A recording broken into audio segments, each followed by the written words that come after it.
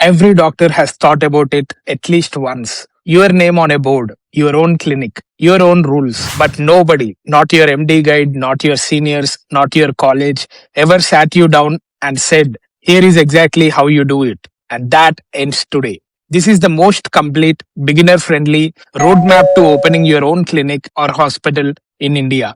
We are covering everything: business planning, location, licenses, accreditations, staffing, software, insurance, empanelment, marketing, everything. And I'm going to keep it specific to India with Hyderabad as our reference city.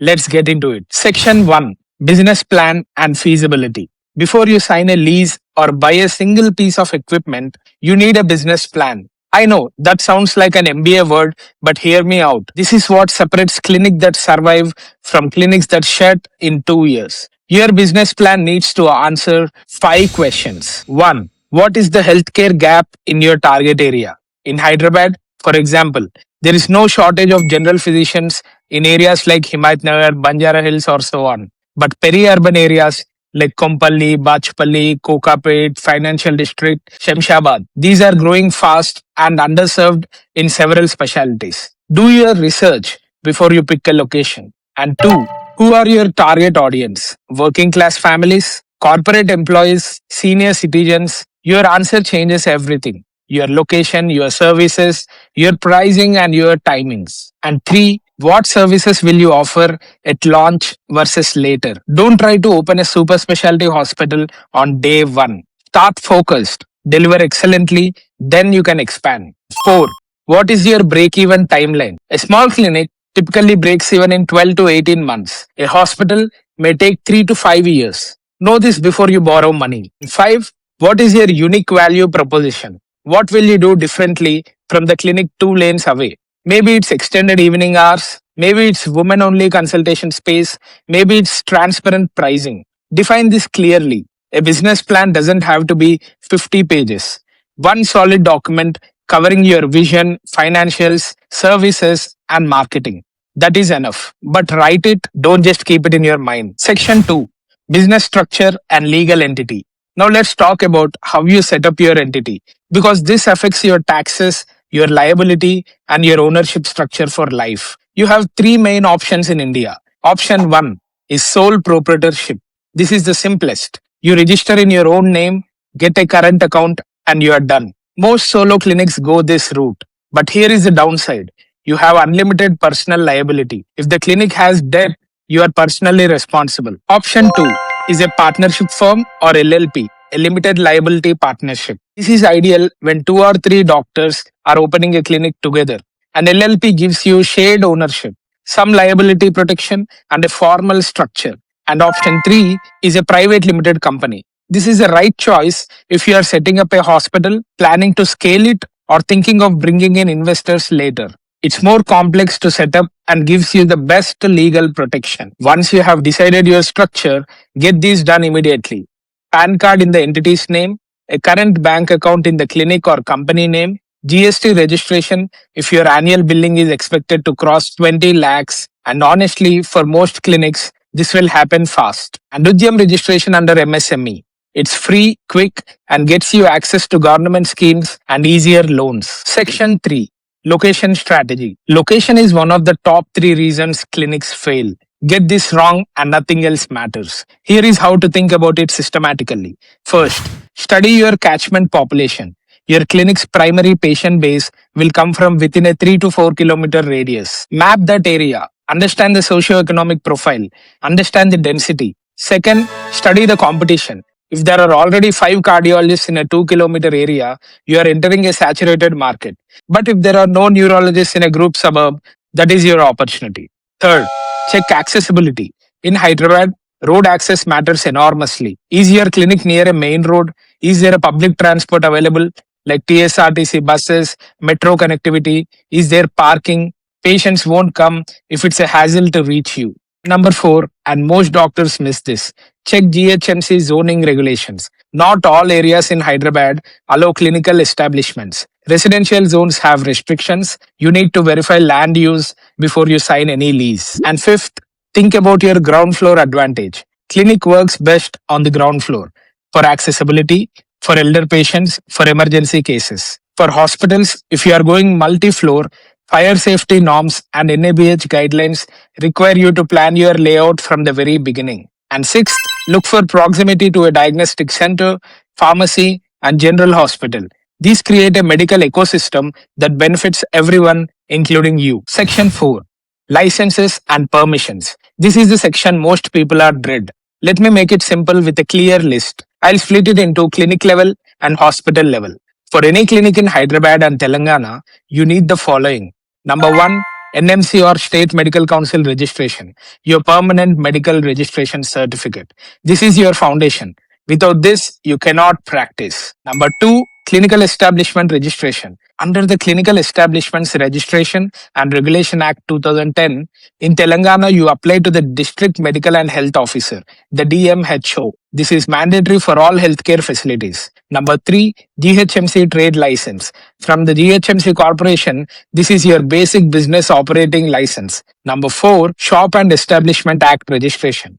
Even though you are a clinic, you are an establishment employing people.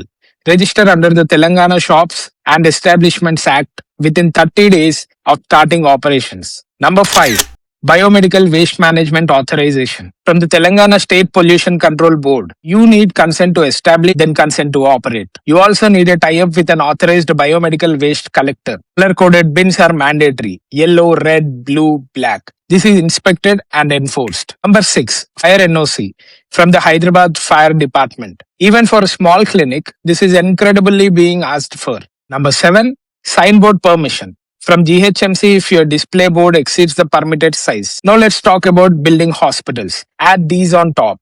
Number 8. CMO NOC.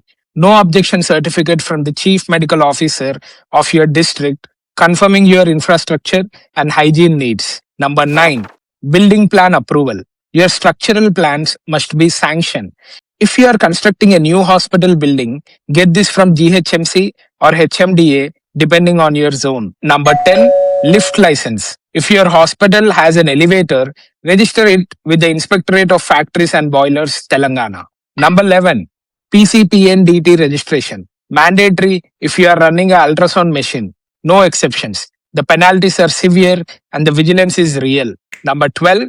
AERB approval. If you are installing any X-ray machine, CT scanner or radiation equipment, you need prior approval from the Atomic Energy Regulatory Board. This is not negotiable. Number 13. Narcotics license. If you are using Schedule H1 drugs, controlled substances or anesthetic agents, it be opioids, ketamine, midazolam, you need a narcotic authorization from the state drugs controller. For an anesthesia practice, this is critical. Number 14. Pharmacy license. If you have an in-house dispensary or pharmacy, you need a drug retail license from the Telangana State's Drugs Control Authority. Number 15. Labor license and ESI or EPF registration. If you are employing more than 10 people, which most hospitals will, you are required to register under EPF and ESI. Labor law compliance is often ignored by small hospitals and it creates massive liability later. Here is a pro tip. Don't wait for one license to come before applying for the next. Apply in parallel. For example, in Hyderabad, full set can take anywhere from 3 to 9 months. Hire a healthcare licensing consultant from day one. It is money well spent. And section 5. Equipment and infrastructure. Let's talk about what your physical space must have before you open the doors. For a clinic, the basics are a waiting area with proper ventilation and a seating, a separate consultation room, a separate examination area with a curtain or private examination table, a clean utility area, and a dirty utility area. These must be separate. A toilet facility for the patients and hand hygiene stations at every point of care, even if it's just a sanitizer dispenser. This is non-negotiable post-COVID and under NABH standards. Your biomedical waste bins must be color-coded and placed at the point of generation. For an emergency tray, even in a small clinic, keep adrenaline, hydrocortisone, phenyramine, IV fluids, a laryngoscope, and an ambu bag. Cardiac arrest doesn't check whether you are a dermatologist or a surgeon. Signages are mandatory. Patients' rights and responsibilities, fee structure, emergency contact, biomedical waste board, PNDT board if applicable. These must be displayed in at least 2 languages, English and Telugu if it is from Hyderabad. Install CCTV not just for security, but for your own medical legal protection. For equipment, buy what your specialty needs. Don't overbuy at the start. You can always add. What you cannot undo is buying expensive equipment on EMI before your patient volume justifies it. And section 6, staffing. A clinic or a hospital is only as good as the people running it. Hire thoughtfully. For a clinic, at the minimum, you need a trained nurse or nursing assistant, a receptionist who can also handle basic billing, and a cleaning staff. If you are handling procedures, add a dedicated OT technician or procedure assistant. For a hospital, you need registered nurses. They must have Indian Nursing Council registration or a respective state nursing council registration. You need paramedic staff, lab technicians if you are running in-house diagnostics, pharmacists with valid pharmacy licenses, administrative staff, and a hospital manager or operations head from day one if you are setting up more than 20 beds. Remember, nurses and paramedics are their own regulatory category. The Indian Nursing Council and state nursing councils have their own registration requirements for every nurse you employ. Run proper employment contracts. Define roles, salaries, working hours. Register under EPF and ESI. This protects you legally and it protects your staff, which builds trust and reduced attrition. Also, CPR training for all the direct patient care staff. This is a NABH requirement.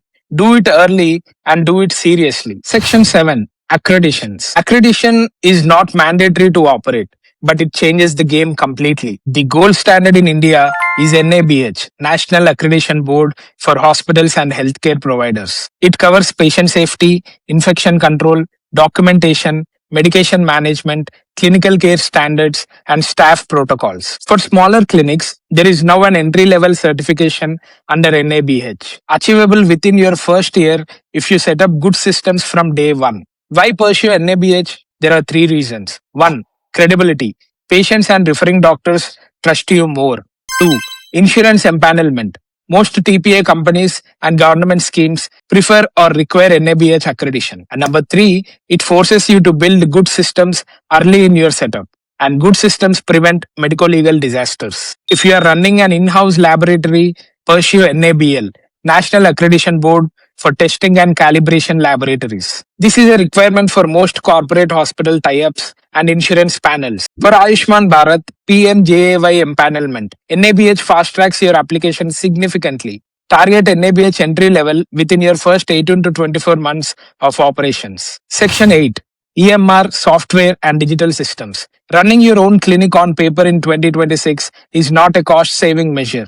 It is a patient safety risk and a business risk. You need a hospital management system from day one.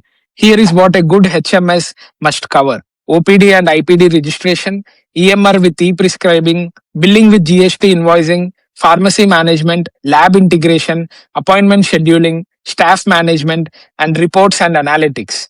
Now, I want to specifically recommend a platform that many clinics and hospitals in Hyderabad are using, which is RightEase. RightEase is a comprehensive clinic and hospital management software built specifically for the Indian healthcare setup. It handles OPD, IPD, diagnostics, pharmacy, and central billing, all in one platform, and it is so simple, the setup completes in about 5 minutes. It's cloud-based, so you can monitor your clinic from anywhere, on your phone, on your laptop. It works for solo clinics, multi-specialty clinics, diagnostic centers, and even medical colleges. What makes RightEase stand out is that it is designed for the way we actually work in India. The way we register patients, generate prescriptions, handle insurance claims. It is not a Western tool awkwardly adapted for India. It is built from the ground for setups like ours. And it is available for both clinic level and hospital level implementation. And the best part is they offer AI-powered doctor dictation notes by which you can convert speech to structured EMR records in seconds. Check it out at righties.com. I have put the link in the description below. Now, beyond your HMS, also set up these digital tools. WhatsApp Business for patient communication, appointment reminders, and reports. Google Business Profile. Claim it on day one and start collecting reviews immediately. This is your most powerful free marketing tool.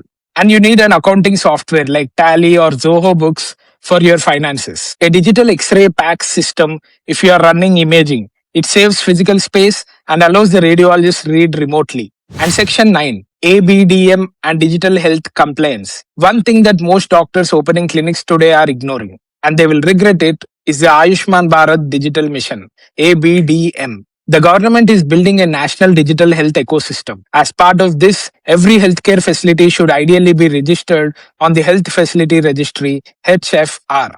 Every doctor should have their healthcare professional ID, and your HMS should ideally support ABHA, Ayushman Bharat Health Account Integration for the patients. Why does this matter? Because in the next 3 to 5 years, government schemes, some insurance empanelment, and even patient expectations will increasingly be tied to this health infrastructure.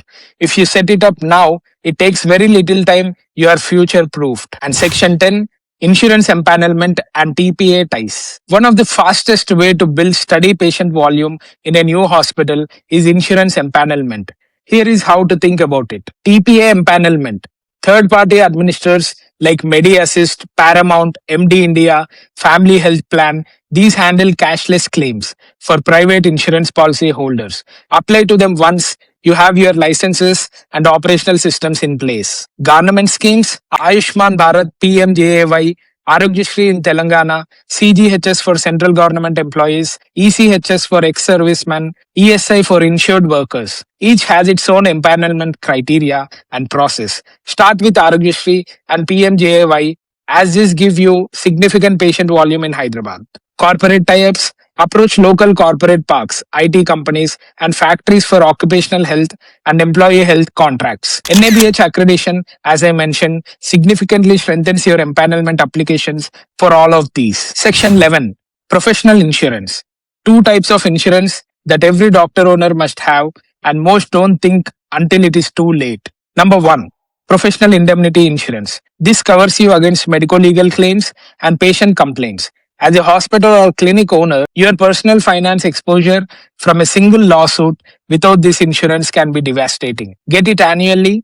Companies like New India Insurance, United India, several private insurers offer this. Number 2, practice insurance or hospital property insurance. This covers your equipment, structure, and contents against fire, theft, and damage. Calculate the replacement value of all of your equipment and insure accordingly. These two insurance covers should be activated before you see your first patient. And Section 12, marketing and patient acquisition. Your clinic is ready. Your license is on the wall. And now how do patients find you? This is where most doctors feel lost because nobody teaches this in the med school either. Start with your digital presence before you open your clinic. Set up your Google business profile with your clinic name, address, specialty, photos, and timings. This is free and it is the number one way patients in Hyderabad discover local doctors. Set up a basic Instagram or YouTube presence. You don't have to post every day. Even 2 posts a week, a health tip, a myth versus fact post, a patient education reel. It builds credibility and keeps you visible in your community. And for local marketing, distribute visiting cards to nearby pharmacies, diagnostic centers, and general physicians. These become your referral network. Build genuine relationships and not transactional ones. Conduct a free health camp in your first month.